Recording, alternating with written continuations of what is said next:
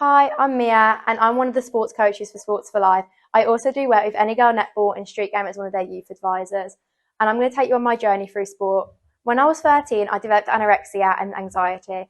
This, for me, was probably the worst period of my life as I had all sport taken off me, but I also lost myself as a person. I lost the true me and I lost everything about me, and I was basically just alone. When I developed anorexia, it was really hard. I had nobody and I felt like the whole world was against me. But what was more hard than that was the whole recovery process, because no one tells you about recovery. It's the hardest thing possible. It's harder than the actual illness itself. But the moment I decided to get help was when I actually accepted to myself that I was ill. And as soon as I accepted that, that's when my life peaked back up again. When I got discharged from hospital, it was then my life re-peaked. I was able to then go back into sport, as sport was all taken off me due to the anorexia. It was taken away from me because I was too unwell and the simplest tasks of life were a challenge to me. But when I got that back, I went back straight into sport, as sport was the thing that saved me. Sport was the one thing in my personality that I knew would always be there no matter what. It was the one thing about me that I was good at, and quiet all those voices and quiet all those anxieties that would spin through my head on a daily basis, day and night. Now, I've always took part in sports since I was a toddler. Swimming is what I took part in growing up from a young age, where I would compete for national teams and I was going for my lifeguarding qualifications. But then when I joined high school, I found my passion for netball, and I refound this passion through Any Girl Netball, which is one of the partnerships that Sports Life work with on one of their sports sessions. And then so when my love for netball, it was more about me being able to pass on my passion to the younger girls in my community, that it's okay to not be okay, but it's also a safe place for you to be yourself, build that character and build that confidence, whilst we provide you the safe place to be able to find yourself, but also enjoy sport and get back into sport, keep fit with your friends after school hours, and allow you to be kids still while you're still kids, because kids grow up way too fast now. We want them to be kids and have fun.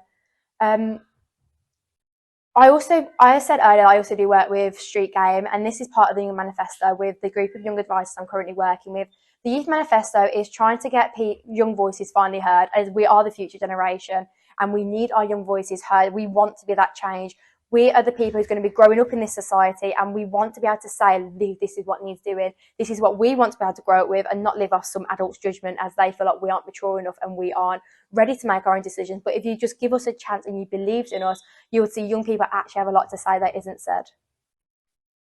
So currently the session I work on with sports, one of the sessions I work on with Sports for Life is our netball session in partnership with Any Girl Netball, which is the other company that I coach and work for.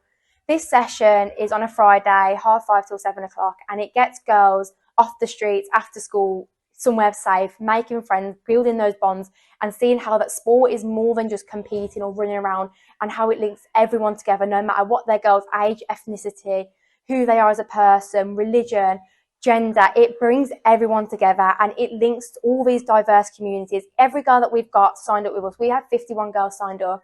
Every one of those 51 girls is unique as an individual, it's unique as a character, and have their own personality and bring their own aspect to every session that they are involved with.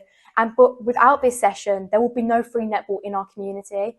There'll be nowhere for these girls to go to have that comfort, have those role models, or have that sense of closure and support that we can provide them at Sports Life and Any Girl Netball, as they had nowhere. There's no local youth communities, like youth networks within our community. And netball's an expensive sport, it is, and within West Bromwich it's really deprived in terms of sport economically and within crime. So we want to make sure the girls in our local community are going to have a good role model to look up to, grow up to be strong, independent women that we know they can be, but also promote them to have this sense of all we need to do is believe, and all we need to do is get talking, get playing, and everything will flourish from there. The girls that we have currently signed up, their confidence has spiked so much since coming to us. And it's lovely to see the friendships they build on court and off the court. All these girls didn't know each other before signing up, but they now have friendships on court, off court. And it's amazing for them to see the empowerment sport has if they just give it a go.